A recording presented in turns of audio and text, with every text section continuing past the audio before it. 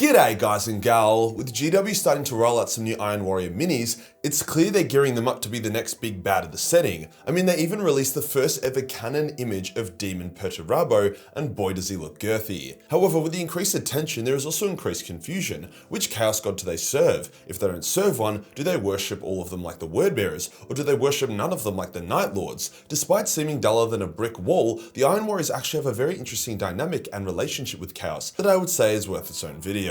Before you get started, you want to really know how to get iron within, if you know what I'm saying, then the best place to go is Natty Plus Subs. Natty Plus is a supplement company I founded when I was sick of all the bullshit on the market, basically forcing me to become a biochemist to figure out which supplements actually did stuff to my body that could be measured. I then took ingredients that synergize with each other and put them into hero stacks. So the end result is you take less supplements from less bottles, spending less money and getting the best results possible. And the response has been insane. Now instead of taking you through the science and blowing out this plug way too long, I'll just prove it works. Here are the before and afters from those taking our natural testosterone booster. Here are the before and afters of those taking our liver support. Here are the before and afters of our blood sugar management. Our website is full of blood work from customers who actually got results. Still not convinced? Search up our ingredients or ask a nutritionist mate or put it into ChatGPT. They will all say the same thing. This shit works. We even have a learn page linking each ingredient to a study, on top of a 30-day results back money guarantee. And we're also partnering with an IFBB bodybuilder, a blood work clinic, and other trusted supplement choice of both natural and enhanced fitness influencers. I've been cooking so fucking hard with this company. We're currently running a 25% off Easter sale, so if you've been keen to try it but the price tag scares you off a bit, then now's an awesome time. I personally recommend the sleep support as that is my favorite, as well as the testosterone booster because more test is best. Link is below. Today we'll go over the spiritual philosophy of the Iron Warriors to try and figure out exactly what their relationship with Chaos is actually like. Now let's get into it.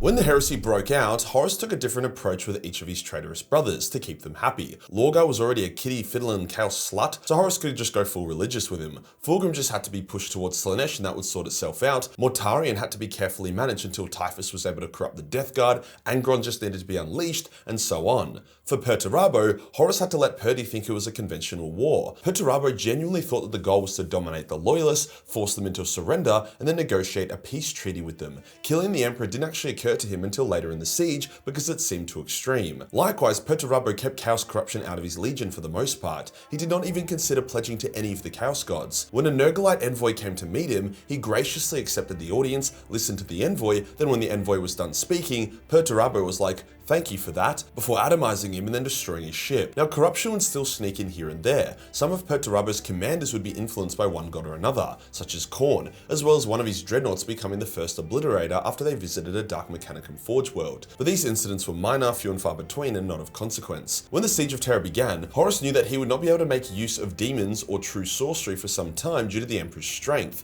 and anti-chaos riz. So he glazed Perturabo hard, as he knew he needed the first stage of the siege to be fought with conventional space marine tactics. Perturabo wore down Dawn's defenses not with chaos bullshit hacks, but with brilliant strategy. However, as soon as enough damage had been done and demons could now be used, Horus began transferring command to Mortarion and allowing the Wart to become the main weapon in the siege. Perturabo noticed this not because anyone told him, but via how his plan and strategy started no longer getting adhered to. He realized that Horus had just used him and thought Perturabo's strategy was inferior to just throwing demons at the palace. There was no victory here, Perturabo realized, with Horus being just as bad as the Emperor, if not worse in his eyes. He was a tool used by both sides, so Perturabo said fuck it, taking 90% of his legion and leaving Terra. The irony being that if Horus had left Perty in charge, the palace almost would have certainly fallen. Now here's where it gets more complicated. Perturabo thought Chaos was weird and gay. However, he also believed that nothing was beyond his mastery and that his genius would be able to bend Chaos to his will. There's actually a pretty cool scene where an Iron Warrior who escaped Terra sees how shit and corrupting Chaos is and how the traitor's greatest folly was trying to use it and embrace it. He is eventually rescued by Perturabo and is so relieved, but then his relief turns to horror as Perturabo,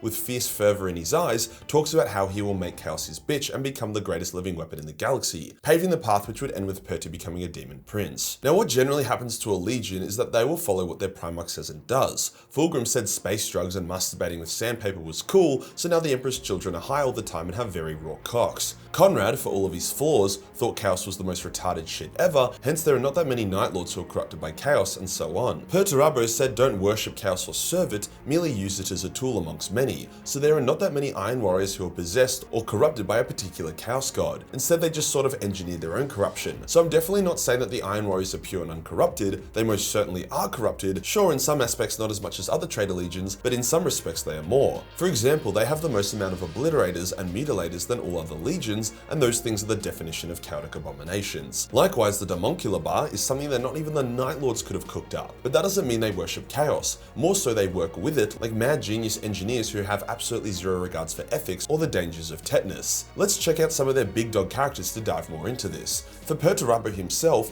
he is a demon prince now. That generally means a lot of Chaos Kool-Aid. However, as Perturabo is a demon prince of Chaos Undivided, it means he was ascended by Chaos rather than any particular Chaos God. Current lore says that Chaos was so impressed with him dunking on Rogel Dawn during the events of the Iron Cage that they allowed him to ascend and become the living weapon he always dreamed of. Now, we don't have the full details of that yet, but I assume no prayers were uttered, and it was more so Chaos being like, damn son. Likewise, we never see the Iron Warriors talk about Chaos like the Wordbearers do. To the Iron Warriors, strength comes from within. As the Unbreakable litany goes, from iron cometh strength, from strength cometh will, from faith cometh honor, from honor cometh iron within.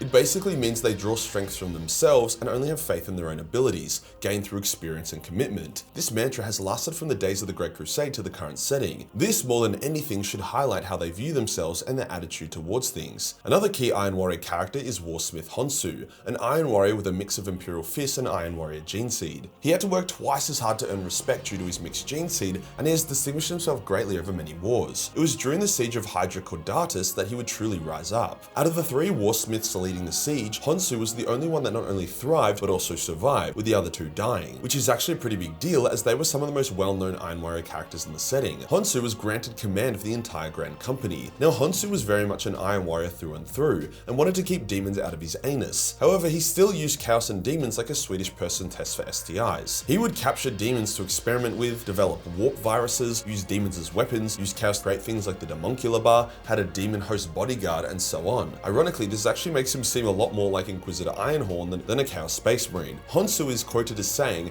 "I will never compromise who I am, not for the powers of the warp." Honsu was powerful because of his inner iron, not because he promised his flesh and soul to the Pantheon. He genuinely wielded Chaos as a weapon and a tool, and if it wasn't available to him, he just would have wielded something else. Now, while the Iron Warriors do tend to avoid the worship side of things, to say they are free of chaotic taint or that there is no worship, or that they have somehow risen above the other legions due to their iron-strong will would be misleading. There are still many possessed Marines within the Iron Warriors. They still strike deals, curry favor, and a lot of the Iron Within shit is copium by many who have deluded themselves into thinking they're anything other than a pawn of the ruinous powers. See, Chaos isn't some sensitive little ego man. If you say, "Suck my dick corn, you fuck," he won't notice, and even if he does, he will probably find it amusing that you think you can insult a Chaos God with nothing but words. The Chaos Gods do not need to be glazed via worship to gain strength. If an Iron Warrior uses Chaos as a weapon, Chaos is happy to oblige. They are very results driven. If the Chaos Gods were really big on G'ing up the Traitor Legions that worship them the most, then the Wordbearers would be ascendant and a massive threat. Instead, they do nothing and get regularly dunked on. So in summary, the Iron Warriors generally do not worship Chaos in the way most other legions do. They generally don't suck up to it, nor do they encourage it to flood their bodies. They will use it like they use their machines of war or weapons. As their legion isn't pledged to any single Chaos God, the Chaos Gods have only a limited amount of influence they can exert on the Iron Warriors. And to be honest, this works for everyone. Chaos doesn't need to be glazed. It sees the Iron Warriors creating massive breeding women or hectic computer viruses that turn your pawn into a demon that jumps out of your screen to kill you, or making massive guns that basically shoot out 100 911s with every shot, and they are happy with that, regardless whether or not the Iron Warriors say please or thank you.